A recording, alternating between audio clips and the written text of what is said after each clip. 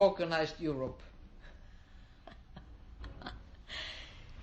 And do you think that that's one of the elements of this rise of women in Iceland? And one of the questions we're asking in this book is, although Iceland hasn't come all the way, it's gone further in the rise of women than any other place.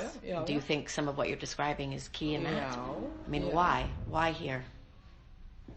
In terms of the rise of women? Well, I think the industrial society, in the industrial revolution, was called, it diminished the role of women because when you, like before, when you families just used to live on farms and everybody was a part of the production, and the women were very useful in the way that they made, they made food and garments and cloth and all that, sort of changed the material and the resources into something valuable, and so they had to have a place there.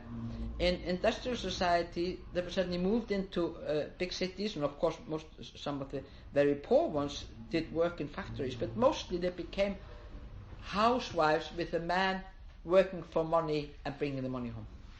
And this I think was a very bad situation, and Icelandic women never landed in that situation because we were just a rural country up to the really up to the Second World War. Now, being a fisherman's wife, of course, means that the man is a lot away, because they used to go to places and stay for months where it was to get the fish or whatever. So they were used to running households by themselves, and also having this importance as a woman on the farm. You're a very important person there. It might have helped that we have very strong women in the sagas. We have images of very strong women, which of course is good. We never had an army, and an army is of course where that is the kindergarten to make good patriarchs.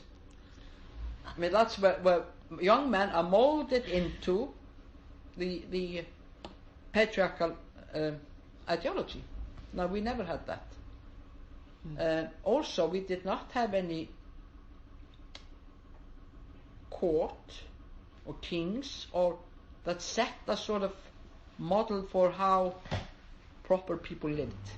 So we never had these manners that kept, of course, women very much in place. So there were lots of, there's nothing, just one thing that leads to something. It's a combination. There might be other facts. One fact, of course, is that the society is small, and before, when we didn't have all these media and all these stations, television and radio and God knows what. I mean, there was just one radio station in Iceland, the state radio. So if you spoke on that radio, you spoke to the whole nation. So it was easy to get your idea across. I mean, accidentally or whatever, I was the one that was sent forward in television to announce that we were going to run as a political movement, a women's movement, for the municipal election. And then the next day everyone in Iceland knew.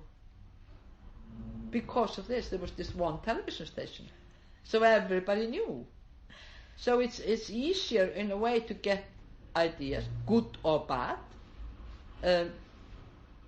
effective in the society. The title of this book is Women of Iceland in Their Power, and we meant by that to distinguish between powerful women and women being in our own power. What does that mean to you, to be a woman in your own power? That is to listen to your own inner voice and be guided by that. So try, in a sense, try to connect with your inner self and fulfill what you think. Oh, this sounds so selfish.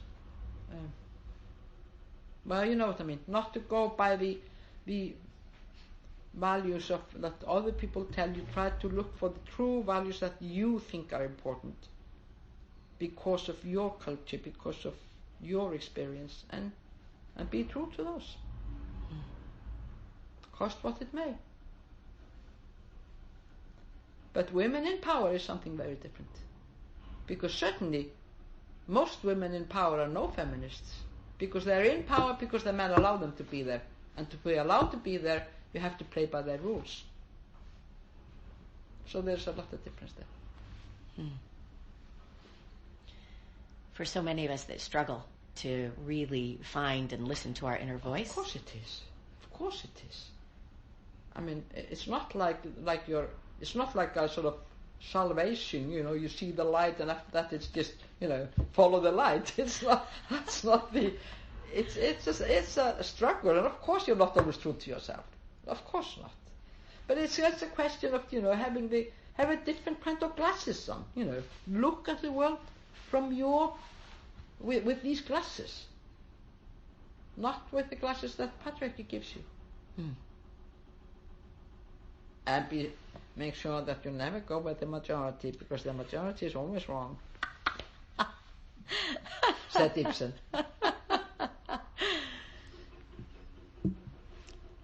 Where do you find your greatest guidance in finding your own inner voice as a woman that clearly has been listening to your own voice? It's just come gradually. I don't know.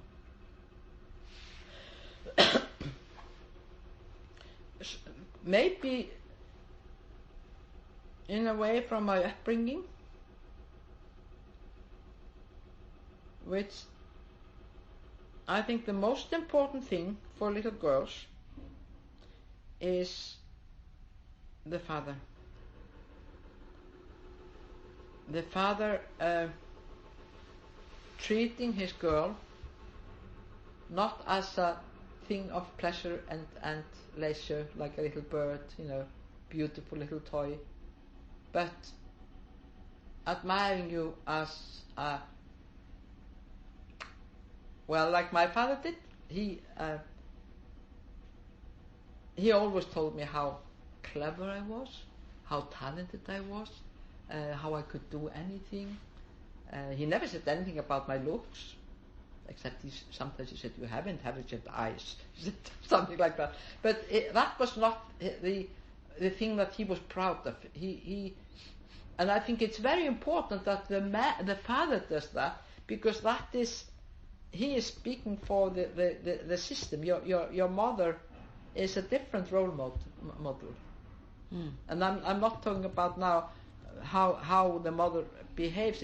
It's this message from the father that you are valuable as an intelligent, creative and wonderful human being, even though you're a girl. And if you're familiar with the Doll's House by Ibsen, I mean, that is the whole idea. Her husband and her father, they both look upon her as a beautiful little toy. They talk about her as a singing bird. She's so lovely.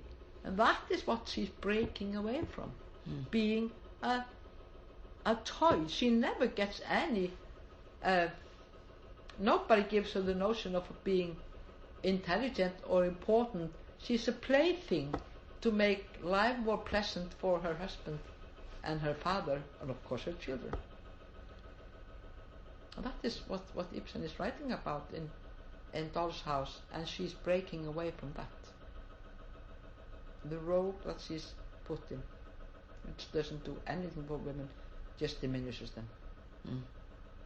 So if young people ask me, I always talk about the importance of the father.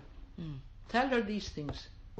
I mean, you could say, oh, you're pretty, you're nice, and all that, but remember to tell her that she is intelligent, she's talented, and that you have great hopes in her as an individual, as a human being. I think that is very, very important. You also said that your grandmother was a big influence for you. Yeah, she was a big influence. Yeah, just because she was I just liked her a lot. I just liked her, and